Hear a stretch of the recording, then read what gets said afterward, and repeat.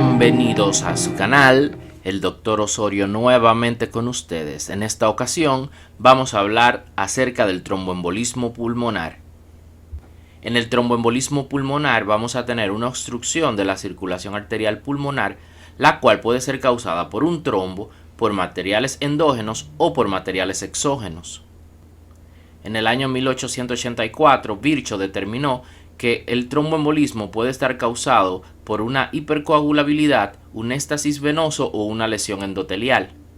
Entre las patologías que pueden causar la hipercoagulabilidad tenemos el cáncer, el embarazo y el puerperio, las enfermedades autoinmunes, la terapia hormonal, las trombofilias, los fármacos, la sepsis, la deshidratación y el síndrome nefrótico. Entre las patologías que pueden causar estasis venosos está la edad avanzada, la inmovilidad, la lesión neurológica, la obesidad, la obstrucción vascular, la insuficiencia cardíaca y las varices. Y entre las patologías que pueden causar lesión endotelial tenemos el trauma, las cirugías, la trombosis previa, la sepsis, las vasculitis, el uso de catéteres, la quimioterapia, las punciones y la aterosclerosis. Hay factores que poseen un riesgo alto de ocasionar un tromboembolismo, como son las fracturas de cadera o miembro inferior, el reemplazo de cadera o rodilla, la cirugía mayor, el traumatismo mayor y la lesión de la médula espinal. También existen factores que tienen un riesgo moderado, como son los procedimientos ortopédicos como la artroscopía, también la colocación de una vía central, la quimioterapia, la insuficiencia cardíaca y la disnea producida por asma o por EPOC. También si el paciente tiene antecedentes de haber sufrido un tromboembolismo previo, si el paciente tiene una neoplasia, las mujeres cuando usan anticonceptivos o cuando están embarazadas, si el paciente tiene antecedentes de haber tenido un evento vasculocerebral previo o si el paciente tiene una insuficiencia vascular. Y dentro de los factores de bajo riesgo tenemos aquellos pacientes que duran un largo tiempo encamado, también tenemos los viajes prolongados, la edad avanzada, los procedimientos quirúrgicos, la obesidad, el puerperio y las varices. La enfermedad tromboembólica ocurre en cada 100 por 100.000 habitantes. Un tercio de las enfermedades tromboembólicas pertenecen al tromboembolismo pulmonar, mientras que 2/3 pertenecen a la trombosis venosa profunda. La mortalidad del tromboembolismo pulmonar es de un 20% y el 90% del tromboembolismo pulmonar proviene de los miembros inferiores. Entonces, la mayoría de las embolias pulmonares van a ser secundaria a una trombosis venosa profunda en las piernas, brazos o pelvis y en ocasiones en la vena yugular o la vena cava inferior. La incidencia de la enfermedad tromboembólica aumenta con la edad, alcanzando un máximo de 1 por cada 100 habitantes por año a los 80 años de edad. Los trombos venosos, que son lo suficientemente grandes para causar una embolia pulmonar, generalmente se producen en las venas popliteas, en la vena femoral común, en la vena femoral superficial, en la vena pélvica, en la vena axilar y en la vena yugular y en las grandes venas. Al menos un tercio de los pacientes con trombosis venosa profunda tienen embolia pulmonar concomitante, incluso cuando el paciente carece de síntomas de embolia pulmonar. En los pacientes con disfunción valvular se produce una estasis venosa, produciendo un aumento del volumen de las venas, lo que se conoce como venas varicosas, a nivel de miembros inferiores. También, como lo estableció Virchow, se puede producir un desequilibrio en la cascada de la coagulación, produciendo hipercoagulabilidad. Hay ciertas patologías que predisponen a esta hipercoagulabilidad, como es la trombofilia o también el síndrome antifosfolipídico. En los pacientes que no tienen una enfermedad cardiopulmonar previa, para que se produzca una clínica importante en un tromboembolismo pulmonar, debe haber una obstrucción de más de un 20%. Si ocurre esta obstrucción importante en estos pacientes, entonces se va a producir una disfunción cardíaca y vamos a tener un aumento de la troponina y del proBNP. Esta elevación de los biomarcadores cardíacos se debe a la hipoxia que se produce a nivel miocárdico. A nivel ecocardiográfico, lo normal es que encontremos un área ventrículo derecho en relación con el ventrículo izquierdo menor de 0,6 pero en estos pacientes con tromboembolismo pulmonar podemos encontrar un área del ventrículo derecho en relación con el ventrículo izquierdo mayor de 1 y esto va a predisponer a un mayor riesgo de shock circulatorio y también a una mayor mortalidad. Cuando tenemos una oclusión arterial pulmonar súbita, estos pacientes pueden presentar una taquicardia ventricular sin pulso, la cual es un ritmo desfibrilable, pero si continúa la hipoxia, este paciente puede presentar una asistolia debido a la misma hipoxia a nivel miocárdico, el cual ya no es un ritmo desfibrilable. En un 5% de los pacientes que sufren de una embolia pulmonar pueden persistir con una hipertensión pulmonar tromboembólica crónica, los cuales van a tener como característica clínica la hipertensión pulmonar y la disnea discapacitante, y el paciente no puede realizar ningún tipo de esfuerzo. En el caso de que el paciente tenga una inmovilización de una de las extremidades, el riesgo de que sufra una enfermedad tromboembólica aumenta según la articulación, siendo la de menor riesgo el codo y la de mayor riesgo la cadera. En aquellos pacientes que son sometidos a cirugía, el riesgo de enfermedad pulmonar postoperatoria aumenta luego de los 10 días de haber sido realizada la cirugía, y también el riesgo aumenta con la edad del paciente, los procedimientos más prolongados, la cirugía abierta y una operación en la que no se aplica tromboprofilaxis. En el caso de los tumores, el potencial trombógeno del cáncer varía con los factores del hospedador, la etapa tumoral y también el tipo de tumor. Entre las neoplasias con mayor potencial trombógeno tenemos las que se producen a nivel del ovario, a nivel renal, en el estómago y también en el páncreas. La quimioterapia también tiene un potencial trombógeno, sobre todo si incluye la L-asparagina y bolos de fluoracilo o tamoxifeno, y también los factores de crecimiento eritrocítico como la eritropoyetina contienen cierto potencial trombógeno. Entre las sintomatologías importantes de la embolia pulmonar tenemos la disnea, los cambios en el electrocardiograma, los datos radiográficos, el dolor pleurítico y la tos.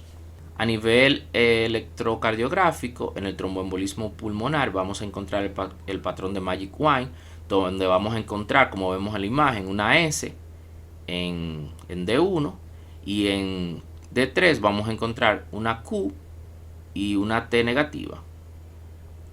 Entonces, este patrón también se conoce como S1, Q3, T3, debido a estos hallazgos. También podemos ver en algunos casos un bloqueo completo de rama derecha de las de His, y también podemos tener una onda T negativa desde B1 hasta B4. Un 4% de los pacientes con tromboembolismo pulmonar pueden presentar síncope y un 2% pueden presentar convulsiones.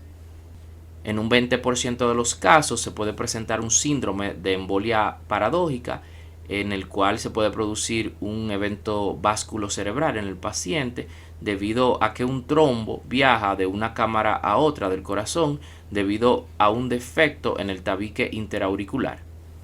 Los síntomas neurológicos pueden tener ciertas variaciones. Se puede presentar una crisis con mirada fija, una alteración transitoria del estado mental o síntomas atípicos de mielopatía, como es el entumecimiento debajo de la cintura, y en estos casos, cuando tenemos la presencia de un agujero oval permeable, entonces se agrava el pronóstico de la embolia pulmonar.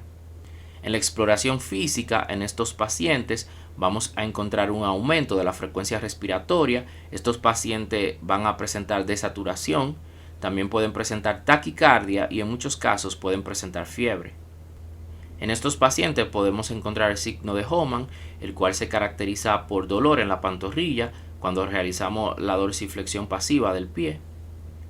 La flegmasía alba-Dollens es una forma grave y rara de la trombosis venosa profunda que generalmente ocurre en la parte superior de la pierna. En esos pacientes vamos a tener dolor, hinchazón, palidez y trombosis venosa proximal. También tenemos la flegmasía cerulea-Dollens, la cual es un estado reversible de la trombosis venosa isquémica de causa desconocida y que aparece como consecuencia de la obstrucción venosa aguda de un tronco vascular venoso, y cuyo diagnóstico y tratamiento eficaz es vital para prevenir una gangrena posteriormente. En la flegmasía alba-dolens que vimos anteriormente, tenemos una trombosis masiva del sistema venoso profundo, pero las venas colaterales se van a encontrar permeables, mientras que en este caso, en la flegmasía cerulea dolens, la obstrucción también compromete todas las venas colaterales. Para el manejo de las flegmasías se puede realizar una trombectomía por catéter o también se puede realizar una trombolisis. En la radiografía de tórax el paciente va a presentar cardiomegalia, también puede presentar atelectasias basilares y también puede presentar infiltrados o derrame pleural. En menos de un 5% de los pacientes podemos ver un área cuneiforme de oligoemia que se conoce como signo de Westermarck. Esta casi siempre por una obstrucción completa de una arteria lobular, o podemos ver una opacificación densa periférica con forma de domo. Si realizamos un electrocardiograma de 12 derivaciones en estos pacientes, podemos encontrar la taquicardia sinusal y también podemos encontrar cambios inespecíficos en el segmento ST o en la onda T. Si la embolia pulmonar hace que la presión sistólica ventricular derecha rebase los 40 milímetros de mercurio, entonces los datos que veremos en el electrocardiograma pueden ser más específicos. Como habíamos establecido anteriormente, podemos ver inversión de la onda T en las derivaciones de B1 hasta B4. También se puede presentar un bloqueo de rama derecha completo o incompleto. También podemos ver el patrón típico de un tromboembolismo pulmonar, el patrón de Magic Wine, donde vamos a ver una S en D1, una Q en D3 y una T negativa en D3. En este electrocardiograma podemos ver que este paciente tiene una taquicardia sinusal. También podemos ver S en D1. Si vamos a D3 podemos ver Q en D3, onda T negativa en D3, o sea que cumple con el patrón típico de S1, Q3, T3. También podemos ver un bloqueo de rama derecha y podemos ver una onda T negativa desde B1 hasta B4. La clasificación de Weyers es el sistema de calificación más robusto para clasificar la probabilidad anterior a la prueba de embolia pulmonar y de trombosis venosa profunda. Cuando tenemos un cáncer activo con tratamiento en los 6 meses previo o paliación le damos un punto. Si tenemos parálisis, paresia o inmovilización de una extremidad inferior le damos un punto. Cuando tenemos un paciente confinado en cama por más de 3 días por una cirugía con 12 semanas previas, le damos un punto. Cuando tenemos sensibilidad localizada en la distribución de las venas profundas, un punto. Edema de la pierna completa, un punto. Edema unilateral de pantorrilla mayor a 3 centímetros por debajo de la tuberosidad tibial, le damos un punto. Edema blando unilateral, un punto. Venas colaterales superficiales, un punto. Si tenemos un diagnóstico alternativo que sea más probable que la trombosis venosa profunda, entonces le restamos 2 puntos. Y si el paciente tiene antecedente de una trombosis venosa profunda o de una embolia pulmonar, entonces le damos un punto más. El sistema de clasificación de Weyers se modificó para clasificar a los pacientes con posibilidad de embolia pulmonar, teniendo un paciente de bajo riesgo cuando tenemos una clasificación de 4 puntos o menos y un grupo de riesgo alto cuando esta calificación es mayor a 4. Y este sistema de clasificación de Weyers modificado se ha convertido en el método más utilizado actualmente para la probabilidad de embolia pulmonar. También tenemos la regla de Charlotte, la cual se diseñó para clasificar a los pacientes en un grupo de riesgo bajo o en uno de riesgo no bajo, designado como pacientes seguros o no seguros. En la regla de Charlotte, si tenemos un paciente con sospecha de embolia pulmonar y tiene menos de 50 años, lo clasificamos como un paciente seguro. Si este paciente tiene más de 50 años, debemos ver si el paciente tiene hipoxemia inexplicable con una saturación de oxígeno menor de un 95%, un paciente que no tiene antecedente de ser fumador y que tampoco tiene ninguna enfermedad pulmonar previa como un asma, un EPOC o tabaquismo. Si el paciente presenta esta hipoxemia, entonces lo clasificamos como un paciente inseguro. Si el paciente no presenta la hipoxemia, entonces verificamos si tiene edema unilateral de pierna. Si tiene edema unilateral de pierna, lo clasificamos como un paciente inseguro. Si no tiene edema unilateral de pierna, verificamos si tiene una cirugía reciente. Si tiene cirugía reciente, lo clasificamos como un paciente inseguro. Si no tiene datos de cirugía reciente, entonces vemos si tiene hemoptisis. Si el paciente tiene antecedente de hemoptisis o presenta hemoptisis, entonces lo clasificamos como inseguro. Y si el paciente no presenta hemoptisis, entonces este sería un paciente seguro. También tenemos la clasificación de Ginebra revisada para embolia pulmonar. Una calificación de 3 puntos indica baja probabilidad. Si tenemos una calificación de 4 a 10 puntos, indica probabilidad moderada. Y si tenemos una calificación mayor a 10, indica una alta probabilidad de que el paciente tenga una embolia pulmonar. En la clasificación de Ginebra revisada tenemos el paciente con edad mayor a 65 años, el cual le daremos un punto. El paciente con tromboembolia venosa previa le damos 3 puntos. Un paciente con cirugía que requiera anestesia o fractura de extremidad inferior en el mes precedente le damos 2 puntos. Un paciente con neoplasia maligna activa le damos 2 puntos. Un paciente con dolor unilateral en pierna le damos 3 puntos. Un paciente con hemoptisis le damos 2 puntos. Un paciente con edema unilateral en pierna le damos 4 puntos.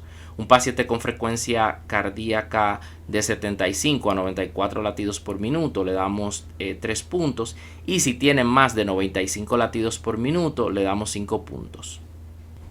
Dentro de los laboratorios podemos realizar un dímero D. La prueba de dímero D es la mejor prueba sanguínea para descartar la enfermedad tromboembólica. Funciona con el principio de que los coágulos contienen fibrina que se degrada de manera natural mediante la acción de la plasmina. La degradación de la fibrina libera la proteína dímero D a la sangre. Muchos fabricantes producen una prueba un poco distinta, pero a grandes rasgos la prueba puede clasificarse como cualitativa o cuantitativa. Entre los factores que nos pueden dar posibles valores falsos positivos tenemos aquellos pacientes con edad de más de 70 años, pacientes embarazadas, neoplasia maligna activa o metástasis, procedimientos quirúrgicos en la semana previa, una enfermedad hepática, artritis reumatoide, infecciones o traumatismo. Y entre los factores que nos pueden dar falsos negativos tenemos el tratamiento con warfarina, los síntomas por más de 5 días, la presencia de coágulos pequeños, el infarto pulmonar pequeño aislado, la trombosis aislada en vena de la pantorrilla y la lipemia. El dímero D aumenta con la edad y debe ajustarse en aumento con la edad a fin de conservar su capacidad para descartar el diagnóstico. La fórmula más frecuente en los estudios es edad por 10 nanogramos por mililitro. Por ejemplo, en un paciente de 80 años de edad se ajustaría el límite anormal en 800 nanogramos por mililitro. Esto asume un límite convencional del dímero D de 500 nanogramos por mililitro. La angiografía torácica por tomografía es la modalidad imagenológica más frecuente para embolia pulmonar. Identifica un coágulo como un defecto de llenado en las arterias pulmonares intensificadas con contraste. El equipo con más cabezas detectoras, por ejemplo escáneres de 64 o 128 cabezas, aporta una mejor resolución y permite observar defectos de llenado en arterias pulmonares subsegmentarias. En estas imágenes podemos ver reconstrucciones en 3D coronal y sagital en las que se aprecia la arteria pulmonar izquierda y ramas con defecto de llenado por trombo mural. Cerca de 15% de los pacientes en los que se obtiene una tomografía torácica con medio de contraste desarrolla nefropatía por el medio de contraste, definida como un aumento de 25% o más en la concentración sérica de creatinina en los 2 a 7 días siguientes al examen. En la actualidad, la única medición profiláctica con utilidad clara para reducir la nefropatía por contraste es la hidratación con soluciones cristaloides intravenosas balanceadas. En esta imagen, con 2 puntas de flecha blancas, acá señalan un defecto de llenado circular en la arteria pulmonar lobular media derecha. Y la flecha blanca larga que se proyecta en el pulmón izquierdo apunta a un defecto de llenado en una arteria segmentaria en la posición de la arteria segmentaria medial posterior. Otro estudio de imagen es el gamagrama pulmonar de ventilación-perfusión. Este estudio permite identificar algún defecto de perfusión cuando la ventilación es normal. Dicha herramienta mide el centelleo producido por un átomo emisor de rayos gamma y genera una imagen que presenta la densidad del centelleo emitido desde el tórax en dos fases. Aquí tenemos una serie de gamagrama pulmonar de ventilación-perfusión con alta probabilidad de embolia pulmonar aguda según los criterios estándar. Aquí la primera y tercera filas proyectan las fases de perfusión del examen, mientras que la segunda y cuarta fila muestran la fase de ventilación. Las puntas de flecha negras señalan defectos cuneiformes en las imágenes de perfusión. También tenemos la angiografía pulmonar. La angiografía pulmonar directa identifica un coágulo como un defecto de llenado dentro de la arteria pulmonar. Esta prueba requiere la inyección de 150 a 300 cc de material de contraste. Las ventajas de la angiografía pulmonar directa incluyen la capacidad para demostrar defectos de llenado en vasos de 3 milímetros o menores, la capacidad para medir la presión arterial pulmonar y la posibilidad de tratar la embolia pulmonar con modalidades dirigidas por un catéter intrapulmonar o desplegar un filtro en la vena cava. Las desventajas de la angiografía pulmonar incluyen la falta de disponibilidad, la exposición a radiación, las arritmias cardíacas y es poco común la perforación cardíaca o la arteria pulmonar. Aquí podemos ver claramente en este método de imagen un defecto de llenado. La ecografía venosa es la imagen de elección en la trombosis venosa profunda, es rápida de realizar y no emplea radiación ionizante. Cuando la realizan ultrasonografistas experimentados, tiene una sensibilidad diagnóstica del 90 a 95% y una especificidad de un 95% para una trombosis venosa profunda y tiene una sensibilidad cercana al 40% como método sustitutivo para diagnosticar la embolia pulmonar. En este caso se usa una sonda de 7.5 MHz para visualizar las venas femoral común, femoral superficial y poplitea a fin de compararlas con las arterias femorales y popliteas adyacentes. El sonografista comprime con la mano la sonda y compara el aplanamiento de la vena con el de la arteria. Si la vena se comprime por completo mientras que la arteria permanece permeable, este hallazgo indica compresibilidad normal y se infiere la ausencia de un trombo. Por el contrario, si la vena no se comprime, el examen se considera positivo para un trombo. Como podemos ver en esta imagen, tenemos una ecografía venosa. En esta primera imagen podemos ver que al comprimir los vasos, la vena se ocluye totalmente, descartando la posibilidad de un trombo. Mientras que en la segunda imagen podemos ver que al comprimir, la vena no se comprime, por lo tanto esto nos da el diagnóstico de un trombo venoso. La venografía por tomografía indirecta obtiene imágenes axiales de las venas de la pierna durante la fase de retorno venoso, minutos después de inyectar el medio de contraste para la angiografía torácica por tomografía.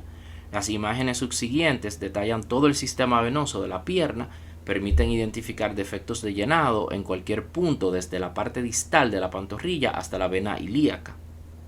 Y a nivel ecocardiográfico podemos ver un ventrículo derecho dilatado según la gravedad del tromboembolismo pulmonar y también, como vimos anteriormente, la relación del ventrículo derecho con el ventrículo izquierdo va a ser mayor a 1. Para el tratamiento de la trombosis venosa profunda y para la embolia pulmonar vamos a utilizar los antitrombóticos.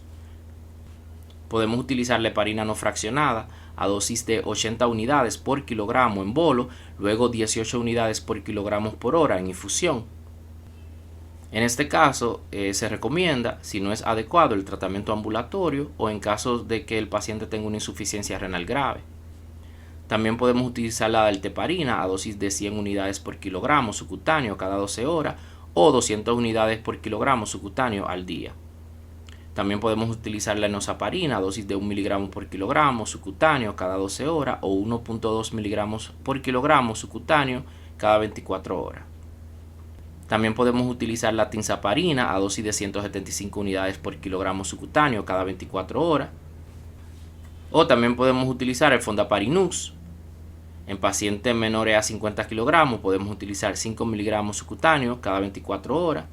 En pacientes con 50 a 100 kilogramos podemos utilizar 7.5 miligramos subcutáneos cada 24 horas y en pacientes con más de 100 kilogramos podemos utilizar 10 miligramos por vía subcutánea cada 24 horas. En el caso de los anticoagulantes con blanco específico, podemos utilizar el Rivaroxaban a dosis de 15 miligramos cada 12 horas por 21 días, y luego de esto podemos utilizar 20 miligramos cada 24 horas junto con los alimentos. No se requiere heparina y es de buena elección para el tratamiento ambulatorio. En el caso de Apixaban podemos utilizar 10 miligramos cada 12 horas por 7 días, y luego de esto podemos utilizar 5 miligramos cada 12 horas. También podemos utilizar el Dabigatran a dosis de 150 miligramos cada 12 horas. En el caso del Dabigatran, contrario al Rivaroxaban o el Apixaban, este requiere inducción con heparina por 5 a 10 días. También podemos utilizar tratamiento trombolítico con el activador del plasminógeno hístico o Alteplasa. En este caso utilizamos 10 miligramos endovenosos en bolo, seguido de 90 miligramos infundido en 2 horas. En caso de que el paciente presente una tromboflebitis superficial, podemos utilizar antiinflamatorio no esteroideo por vía oral o por gel. Podemos utilizar diclofenac tópico hasta que se resuelvan los síntomas, y no hay necesidad de anticoagulación sistémica. En caso de compromiso venoso superficial extenso, se recomienda la anticoagulación en dosis completa, y las medias compresivas en este caso no son útiles. En el caso de la trombosis venosa aislada de la pantorrilla, no hay guías terapéuticas de aceptación universal para la trombosis aislada en las venas de la pantorrilla o en la vena safena, aunque muchos usan anticoagulación por 3 meses. Las alternativas incluyen ausencia de tratamiento agudo con ultrasonografía repetida en una semana para identificar la progresión del coágulo, o tratamiento ambulatorio con heparina de bajo peso molecular. Los pacientes con antecedentes de enfermedad tromboembólica o con factores de riesgo para una enfermedad tromboembólica deben recibir anticoagulación en dosis completa por 3 meses cuando hay trombosis de la pantorrilla, a menos que haya contraindicaciones para esto. Los pacientes con trombosis venosa profunda que son diagnosticados mediante la ultrasonografía casi siempre son dados de alta después de recibir la primera dosis de heparina de bajo peso molecular y con anticoagulación ambulatoria.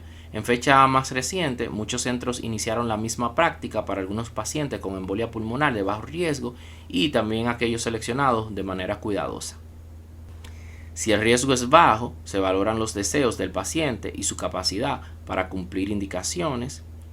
Debemos verificar que el paciente no tenga características de riesgo alto como una troponina elevada, péptido natriurético tipo B mayor a 100 picogramos por cc, si no tiene signos de hipertensión arterial en el electrocardiograma o riesgos hemorrágicos. La atención ambulatoria después de una estancia en el servicio de urgencias hasta 23 horas es una alternativa. De lo contrario, la hospitalización de pocos días es una buena opción. La mejor evidencia sugiere considerar la fibrinólisis sistémica en pacientes sin contraindicación para la fibrinólisis y pacientes que presentan paro cardíaco, hipotensión, insuficiencia respiratoria demostrada por hipoxemia grave, lectura en oximetría de pulso menor a 90% a pesar de suministro de oxígeno, evidencia de aumento de trabajo respiratorio, evidencia de sobrecarga cardíaca derecha en la ecocardiografía o valores altos de troponina T o de ambas. Las contraindicaciones mayores para el tratamiento trombolítico incluyen la enfermedad intracraneal, la hipertensión descontrolada, la cirugía o traumatismo mayor reciente y también el cáncer metastásico. La Alteplasa o activador del plasminógeno hístico es el único fármaco aprobado por ahora para la embolia pulmonar y se administra en dosis de 100 miligramos endovenoso durante 2 horas. La anticoagulación se induce con enoxaparina 1 miligramo por kilogramo subcutáneo o heparina no fraccionada 80 unidades por kilogramo endovenoso en bolo, seguida de 18 unidades por kilogramo hora. Y el tiempo parcial de tromboplastina debe mantenerse menos a 120 segundos con la heparina no fraccionada. La trombólisis dirigida por catéter para la embolia pulmonar requiere una dosis mucho menor de Alteplasa, alrededor de 10 miligramos en total, lo que conlleva un menor riesgo de sangrado. Por tanto, esta técnica es una opción para pacientes mayores de 65 años en los que el riesgo de hemorragia intracraneal es mayor. Como alternativa, se puede utilizar 50 miligramos de Alteplasa endovenosa sistémica, la mitad de la dosis aprobada por la Food and Drug Administration. Es una opción con ventajas de seguridad. También tenemos la embolectomía quirúrgica. si está disponible, es una opción en pacientes jóvenes con embolia pulmonar grande, proximal, acompañada de hipotensión. Como la embolectomía quirúrgica a menudo es tardía, la tasa de mortalidad informada es aproximadamente del 30%.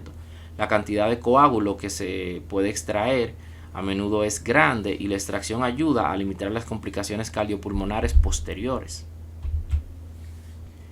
Es cuanto por esta revisión. Si aún no te has suscrito a este canal, dale al botón de suscribirte. Si te gustó el video, comenta o dale me gusta. Y nos vemos en un próximo video. Hasta la próxima.